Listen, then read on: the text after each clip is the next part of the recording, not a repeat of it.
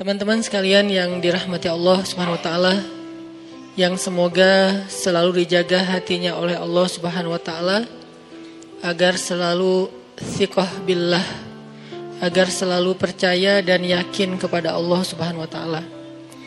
Karena kelemahan kita itu berawal saat kita mulai meragukan Allah. Dalam segala dinamika hidup, kita selalu butuh Allah. Kita butuh Allah ketika Allah kasih kita ujian. Bahkan tetap kita butuh Allah ketika Allah kasih kita nikmat. Kalau kita butuh Allah saat diuji, agar kesabaran kita terjaga. Karena orang yang tidak ditemani atau dibersamai oleh Allah Subhanahu wa taala ketika dia sedang diuji, maka dia akan mudah untuk berkeluh kesah, bahkan berputus asa. Kebersamaan Allah kepada dia saat dia diuji itu adalah Allah Subhanahu wa taala menghibur hatinya. Allah Subhanahu wa taala menenangkan hatinya. Allah Subhanahu wa taala menghidupkan hatinya dengan nikmat iman. Ala bidzikrillahi tatmainnul qulub. Innamal mu'minun idza dzukirallah wajilat qulubuhum. Bukankah dengan mengingat Allah hati menjadi tenang? Dan orang yang beriman apabila diingatkan dengan nama Allah, disebut nama Allah, maka hatinya akan bergetar.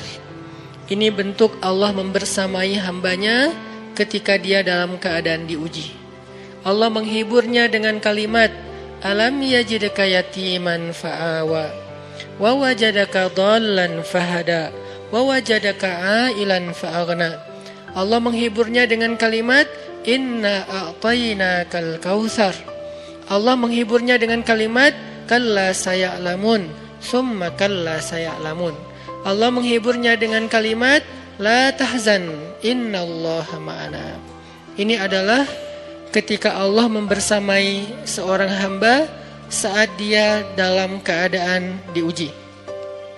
Allah membersamai hamba juga ketika dia dalam keadaan diberi nikmat. Karena tanpa itu, maka seseorang akan jatuh justru kepada dosa-dosa karena dia mendapatkan banyak kenikmatan hidup.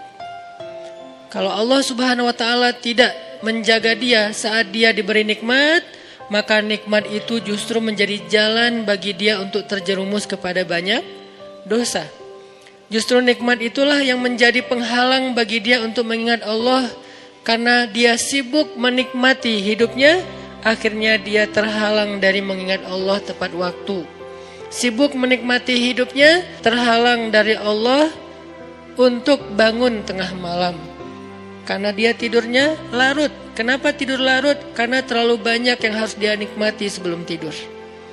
Dia bisa makan-makan, dia bisa jalan-jalan, dia bisa ngopi, dia bisa ketemu teman, dia bisa belanja. Bahkan dia nunggu midnight sale untuk bisa menghabiskan nikmat yang Allah kasih kepada dia. Sehingga akhirnya tidurnya terlalu larut, lalu dia tidak bisa bangun untuk menghadap Allah, curhat kepada Allah.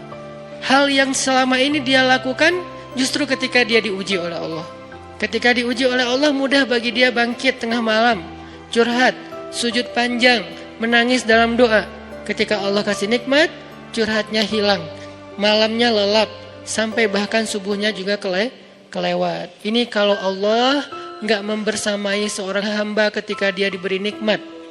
Sehingga orang yang seperti ini, kalau dalam keadaan seperti ini terus-menerus dalam jangka waktu yang lama, nanti dia akan terjebak di dalam istidraj.